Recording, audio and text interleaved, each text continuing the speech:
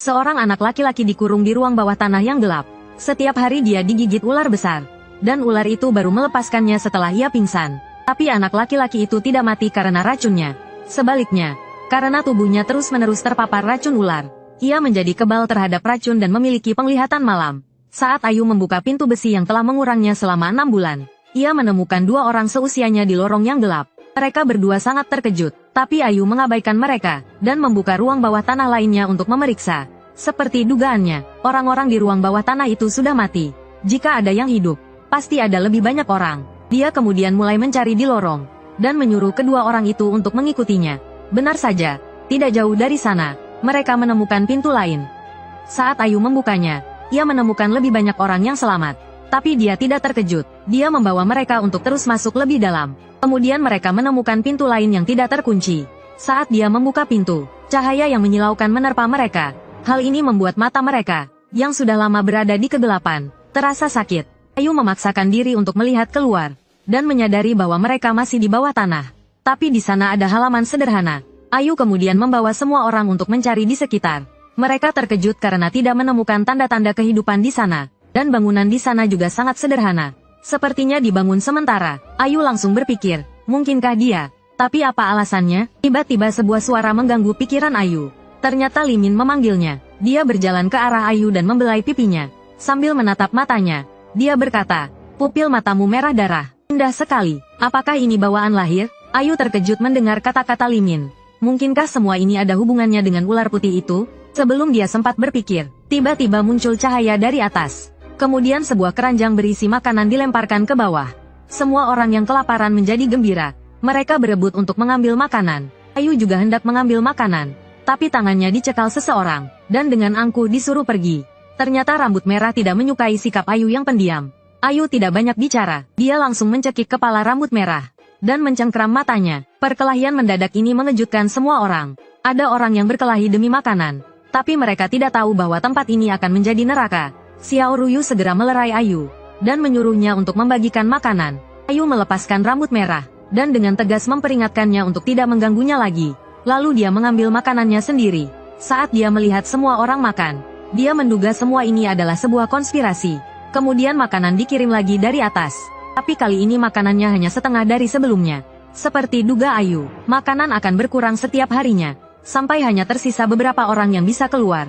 Dan di waktu berikutnya, orang-orang di penjara bawah tanah mulai membentuk faksi mereka sendiri, dan memulai pertempuran rahasia. Setiap malam setelah itu, seseorang akan mati secara misterius.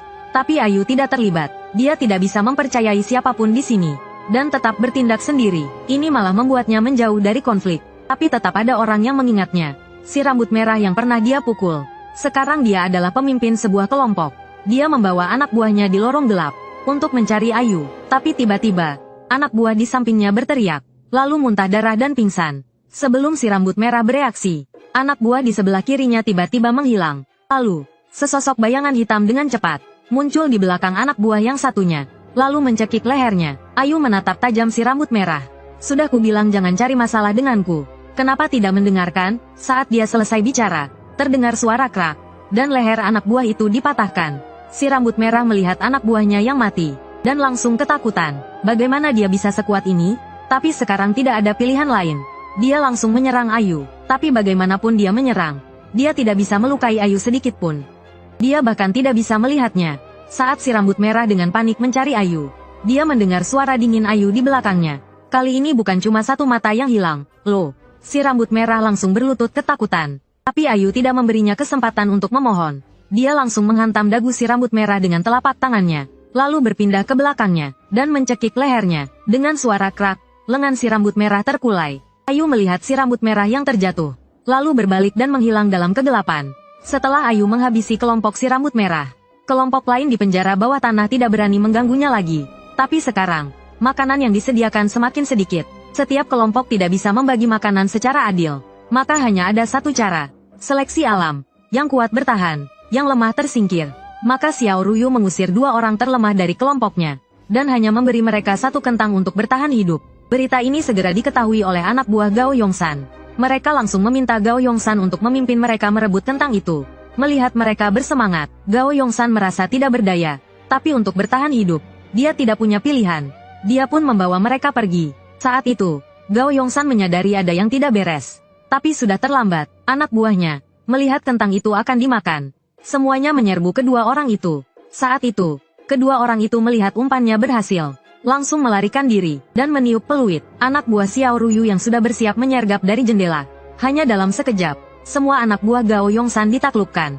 Dia pun dikepung. Xiao Ruyu perlahan mendekat. Gao Yongsan langsung memohon padanya, agar Xiao Ruyu mengampuni anak buahnya. Bunuh dia saja, namun, hanya mendapat jawaban dingin. Bunuh semua, jangan sisakan satupun. Xiao Ruyu mengerti, untuk bertahan hidup di tempat yang keras ini, ia harus kejam dan bengis. Kemudian, para bawahannya tanpa ampun membantai semua orang Gao Yongsan. Semua ini disaksikan oleh Ayu yang duduk di atap. Akhirnya ia tahu mengapa mereka, anak-anak ini, dikurung di sini. Tujuannya adalah untuk membuat mereka terbiasa dengan semua yang ada di sini dan menyukai rasa membunuh. Mereka sedang dilatih menjadi mesin pembunuh tanpa ampun. Ayu mengerutkan keningnya. Apakah tidak ada cara lain? Tiba-tiba, cahaya muncul di langit. Semua orang mengira waktu pemberian makanan telah tiba, dan dengan semangat berpikir untuk merebut lebih banyak makanan. Tapi ekspresi Ayu sangat tegang, seolah-olah sedang waspada terhadap sesuatu. Terlihat beberapa orang berjubah merah dan bertopeng turun dari atas. Sebelum mereka sempat terkejut, mereka dipukuli dengan tongkat oleh orang-orang bertopeng. Anak-anak itu dipukuli tanpa bisa melawan, dan semuanya jatuh tersungkur.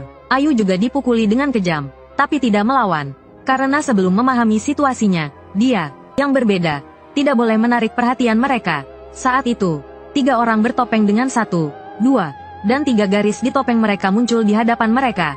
Orang bertopeng dengan 1 garis, sang pemimpin, berkata dengan dingin. Mulai sekarang, akulah satu-satunya pemimpin kalian. Namun, ada orang bodoh yang berani menentang. Kemudian, orang berjubah merah di sebelahnya, langsung menebasnya hingga tewas. Melihat itu, semua orang ketakutan dan tidak berani bersuara. Ternyata, semua yang terjadi di penjara bawah tanah berada di bawah kendali mereka.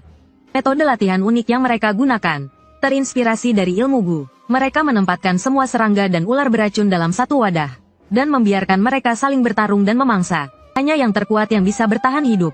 Dari anak-anak yang selamat ini, Xiao Ruyu adalah yang terkuat. Selain itu, Song Tianyu dan Jiang Ri juga termasuk yang menonjol. 1 garis kemudian menanyakan tentang Ayu, satu-satunya yang selamat dari zona neraka. Ia hanya mendapat jawaban singkat, masih hidup.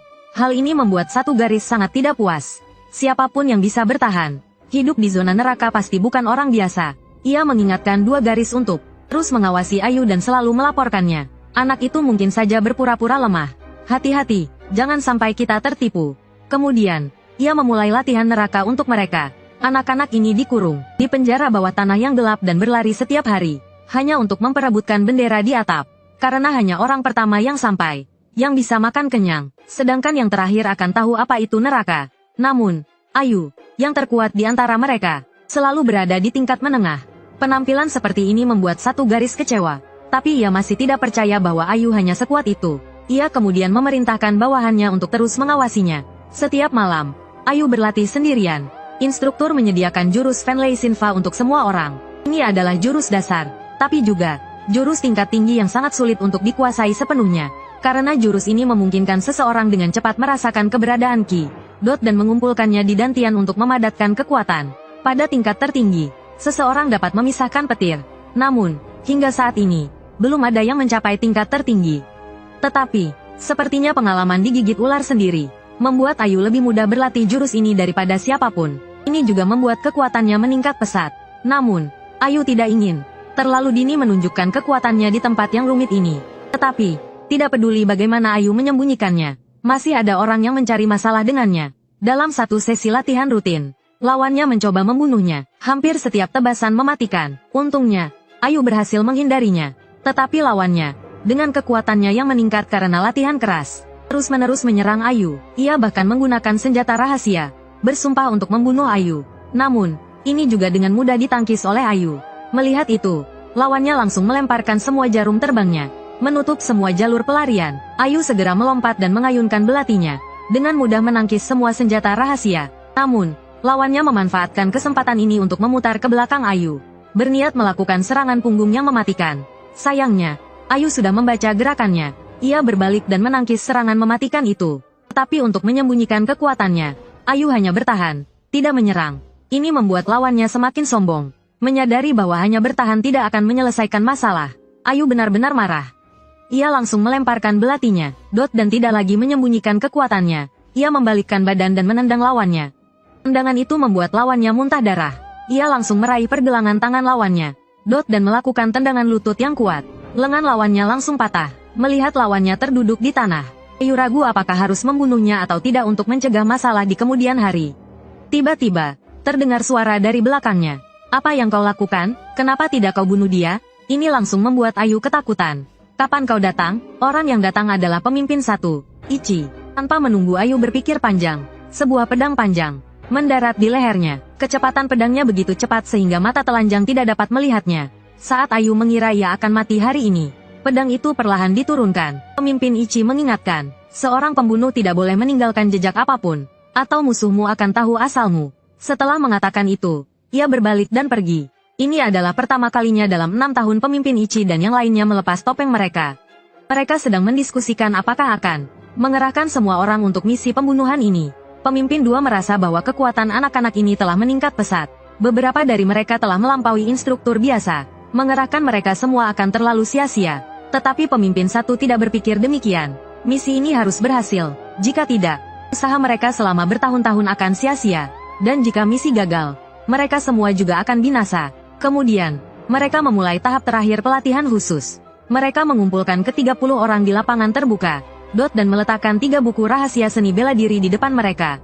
Mereka memberitahu semua orang bahwa di antara ke-30 orang, 3 orang harus mempelajari ketiga jurus ini, dan 27 orang lainnya harus bunuh 3 orang yang mempelajari teknik itu.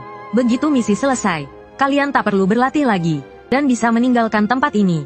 Setelah mendengar perintah pemimpin Ichiro, semua orang berkeringat dingin. Bukankah ini membuat mereka saling bunuh lagi? Apakah jika 3 orang sial itu dikorbankan, yang lain bisa pergi dengan selamat?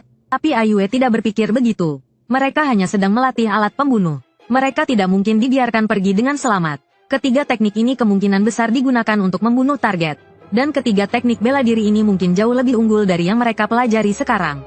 Setelah mempertimbangkan pro dan kontra, Ayue mengangkat tangannya dan menawarkan diri untuk belajar. Melihat ini, Xiao Ruyue tampak serius. Dia tidak menyangka Ayue akan menawarkan diri menjadi kambing hitam, dan mengingatkannya untuk berhati-hati. Selanjutnya, semua orang di sini akan mengawasinya. Tapi Ayue mengatakan dia tidak peduli. Setelah beberapa pertempuran sengit, 2 orang lain yang mempelajari teknik itu juga telah dibunuh. Sekarang hanya tersisa Ayue. Sementara Xiao Ruyue dan yang lainnya sedang mendiskusikan strategi. Karena Ayue menghilang setelah mendapatkan teknik itu, Li Min menduga Ayue mungkin telah berhasil berlatih dan meninggalkan tempat ini. Tetapi Xiao Ruyue memberitahu semua orang bahwa dia bertemu Ayue beberapa hari yang lalu dan bertarung dengannya. Tetapi akhirnya berakhir seri. Setelah mendengar apa yang dikatakan Xiao Ruyue, Xiao Gesan menyarankan karena Ayue begitu kuat, lebih baik langsung menghabisi semua instruktur. Itu mungkin lebih mudah daripada menghabisi Ayue. Akhirnya Xiao Ruyue memutuskan lebih baik menemukan Ayue terlebih dahulu. Karena para instruktur pasti punya cara lain untuk mengendalikan mereka. Ketika mereka pergi, Ayue yang bersembunyi di kegelapan muncul. Sepertinya tempat teraman adalah bersembunyi di ruang rahasia instruktur. Mungkin dia bisa menemukan cara untuk keluar dari sini di sana.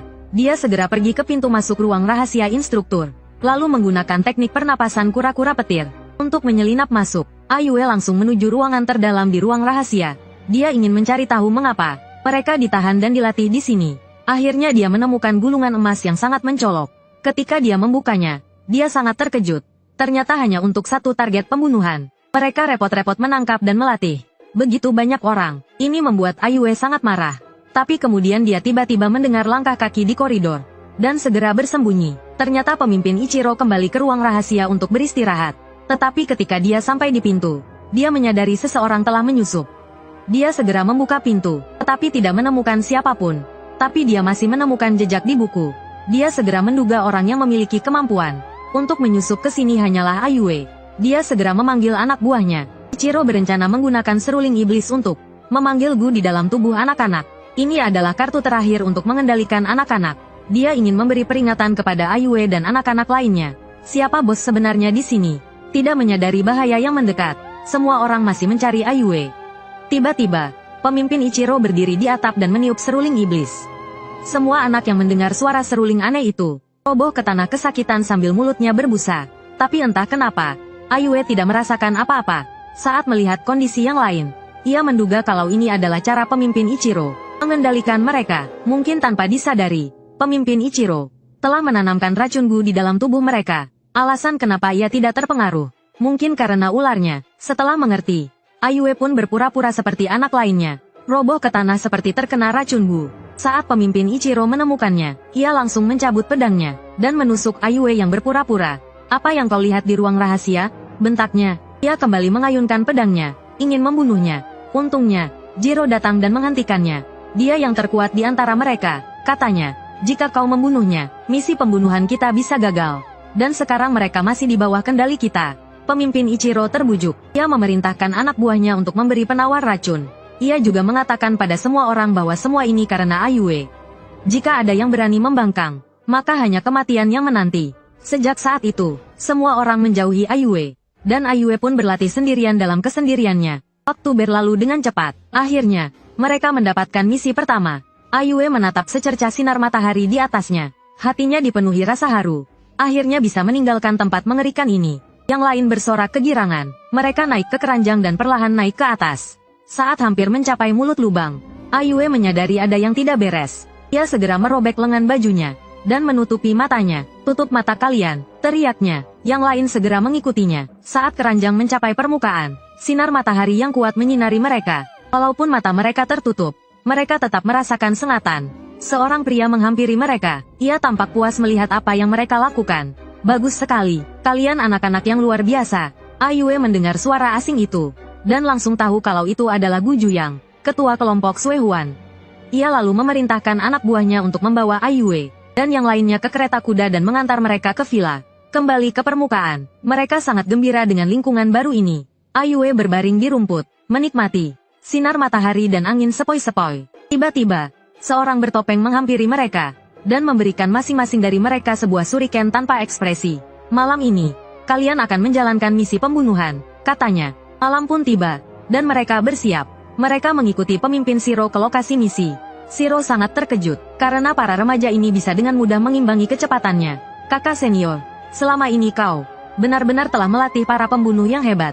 Setelah beberapa lama, mereka tiba di sebuah tebing. Lalu, mereka menjadi seperti bayangan. Di kegelapan, bersembunyi di tanah itu. Entah berapa lama kemudian, bersembunyi di bawah tanah. Mata Ayu tiba-tiba melebar. Aura bahaya tiba-tiba muncul. Sebuah tombak langsung menusuk tubuh rekan di sebelahnya. Kejadian tiba-tiba ini membuat Ayu terkejut. Terlihat seorang pria kekar memegang gagang tombak sambil menatap tanah. Lalu dengan kuat mencabutnya, menarik keluar pembunuh yang bersembunyi di bawah tanah. Orang ini adalah Liu Jinyu dari Gunung Kinceng. Dia kemudian memerintahkan semua muridnya untuk menemukan semua pembunuh yang tersisa. Melihat situasi yang tidak menguntungkan, Ayu dan yang lainnya segera keluar dari tanah dan berubah menjadi beberapa bayangan yang berhamburan melarikan diri. Melihat ini, Liu Jinyu menjadi semakin bersemangat. Dia kemudian membungkuk dan mengumpulkan tenaga. Tombak di tangannya melesat menembus udara, langsung menembus salah satu dari mereka, lalu mengulanginya lagi, menembus satu persatu pembunuh yang menyerang. Melihat Ayu, yang berlari paling cepat, hampir melarikan diri, Liu Jinyu segera melemparkan tombaknya dengan sekuat tenaga. Dalam sekejap, Ayu segera menghindar dengan cepat, menendang tombak yang kuat itu. Lalu dengan memanfaatkan momentum, dia menendang ujung tombak. Tombak itu melesat seperti kilat, langsung menuju Liu Jinyu. Tapi melihat tombak yang terbang cepat ke arahnya, dia justru berdiri diam tanpa niat untuk menghindar. Lalu tombak itu langsung menancap ke tanah di belakangnya. Telinga Liu Jinyu hanya tergores sedikit. Mencium bau darah membuatnya sangat bersemangat. Dia berteriak, "Aku harus menangkapnya." Kemudian Ayu menyembunyikan dirinya dan melarikan diri dengan panik di hutan. Dia tidak mengerti siapa orang-orang ini dan bagaimana mereka tahu tempat persembunyian mereka. Sebelum datang ke sini, dia tidak bertemu siapapun. Dan saat melarikan diri tadi, dia tidak melihat ketua Sitiao dan yang lainnya. Apakah mereka ditinggalkan? Saat Ayu sedang berpikir, tiba-tiba kilatan pedang muncul di belakangnya. Ayu segera membungkuk untuk menghindar. Setelah melihat dengan jelas, dia menyadari ternyata itu dia. Tetapi sebelum Ayu sempat bertanya apa yang terjadi, Li Min jatuh pingsan ke tanah. Dia menatap Ayu di depannya. Kegigihan di hatinya akhirnya menghilang. Bisa mati di depan orang yang dicintai. Li Min merasa hangat, melihat Li Min yang sudah mati. Ayu sangat marah. Semua ini karena kelompok Suehuan. Karena keegoisan ketua, Gu Juyang. Untuk membunuh bintang masa depan Sekte Qingcheng, Wu Guangsheng. Mereka ditangkap dan dikurung di penjara bawah tanah yang gelap gulita selama 7 tahun. Mengalami siksaan seperti di neraka. Namun setelah dibebaskan, mereka justru dijadikan pion. Ayu bersumpah dalam hati, aku pasti akan menemukan siapa dalang di balik semua ini, dan menghapus mereka selamanya dari muka bumi ini, dan membuat mereka merasakan juga apa itu rasa takut. Sementara itu, di aula utama kelompok Suehuan, Gu Juyang sedang melihat surat rahasia di tangannya. Meskipun dia merasa agak sayang, tetapi klien tiba-tiba membatalkan. Tugas juga membuatnya terkejut, agar tidak meninggalkan jejak yang berhubungan. Dengan tugas ini, dia hanya bisa melakukan ini. Tapi dia tidak tahu, bahwa kliennya juga berpikir demikian. Pada saat itu, Gu Juyang sangat terkejut. Surat rahasia itu ternyata dilapisi wewangian pelacak. Tiba-tiba terdengar suara brak dan penjaga di luar terlempar masuk. Sekelompok orang menyerbu masuk dengan teriakan perang. Gu Juyang sangat marah. Dia tidak menyangka kliennya begitu tidak tahu aturan. Dia langsung menghunus pedangnya. Hanya dalam satu gerakan, dia langsung memenggal kepala semua orang di depannya. Sebelum Gu Juyang sempat beristirahat, seberkas cahaya menyilaukan menyerangnya. Serangan yang kuat ini sulit ditahan oleh Gu Juyang. Tapi dia tidak punya jalan mundur. Dia langsung mengayunkan pedangnya untuk menangkis. Tanpa disangka, hanya dengan satu gerakan, Gu Juyang terluka parah. Dia berdiri sambil bersandar pada pedangnya. Setelah melihat siapa yang datang, ternyata itu Dusin Zhenghua dari Sekte Emei. Jadi, kliennya pasti dia. Zhenghua tidak memberi Gu Juyang kesempatan untuk berpikir. Dia segera mengumpulkan energi dalamnya yang dahsyat, bersiap untuk menghabisinya. Gu Juyang sangat menyesal, jika dia menyelidiki sebelum menerima tugas ini. Mungkin dia bisa menghindari bencana ini. Tapi keputusan yang salah ini, telah membawa kelompok Suehuan ke jurang kehancuran. Menghadapi lawan yang begitu kuat, Gu Juyang memutuskan untuk bertarung habis-habisan. Dia langsung menyerbu Zhenghua. Dua ahli bela diri itu beradu lagi. Menghadapi serangan putus asa Gu Juyang, Zhenghua sangat terkejut. Seorang pemimpin kelompok pembunuh kecil, ternyata memiliki kekuatan yang mengerikan. Jika disergap dalam kegelapan, bahkan dirinya sendiri akan sulit lolos tanpa cedera. Saat ini, Gu Juyang juga tidak percaya. Serangan terkuatnya, ternyata tidak berarti apa-apa di hadapan Zhenghua. Sepertinya hari ini adalah akhir dari kelompok Suehuan. Pada saat ini, pemimpin Sekte Emei, Lao Fasi, juga telah tiba. Gu Juyang berteriak padanya, bagaimana kau bisa memperlakukan kelompok Suehuan seperti ini? Kami telah melakukan semua yang kau minta. Kau iblis yang berpura-pura menjadi sekte yang benar. Tanpa menunggu dia selesai bicara, Lao Fasi langsung membunuhnya dengan tongkatnya. Kemudian dia memerintahkan semua orang untuk membersihkan sisa-sisa kelompok itu. Di sisi lain, pemimpin Yi Tiao juga terluka parah dan sekarat.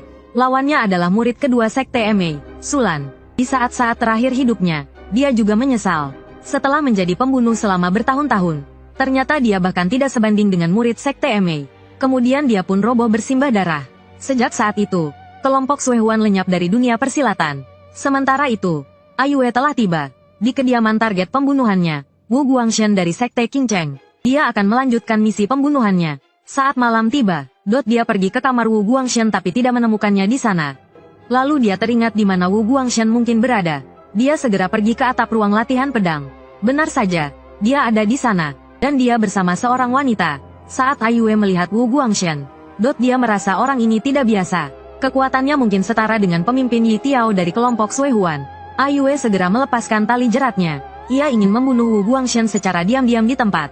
Namun, saat ia menjerat leher Wu Guangshen tiba-tiba membuka matanya. Seketika, tekanan yang kuat menyerangnya. Aiyue langsung melompat dari atap sambil menarik talinya, mengangkat Wu Guangshen. Tetapi Wu Guangshen juga merupakan ahli terbaik dari Sekte Qingcheng. Dengan cepat, ia menggunakan tebasan tangan, memutus tali yang menjerat lehernya. Aiyue mendarat di tanah dan keduanya saling bertatapan. Wu Guangshen tampak bingung. Apa yang terjadi? Kenapa ada orang yang ingin membunuhku? Melihat Wu Guangshen yang begitu kuat di hadapannya, Aiyue tidak punya pilihan selain menghunus senjatanya. Ia langsung menyerangnya. Menghadapi serangan Aiyue, Wu Guangshen tidak berniat menghindar. Ia hanya mengulurkan jarinya, dan dengan mudah menangkis serangan Aiyue. Hal ini membuat Aiyue sangat terkejut. Ia begitu kuat. Aiyue segera mundur. Namun, sebelum Aiyue dapat berdiri dengan tegap, Wu Guangshen membentuk jurus pedang dengan tangannya, berubah menjadi kilatan pedang yang menebas ke arah Aiyue. Menghadapi serangan yang begitu dahsyat, Aiyue berusaha keras untuk bertahan. Sementara Wu Guangshen tampak santai. Ia menyerang dengan seenaknya. Hal ini memaksa Aiyue untuk terus bertahan. Tetapi, ia tidak bisa terus begini. Ia harus menyerang balik.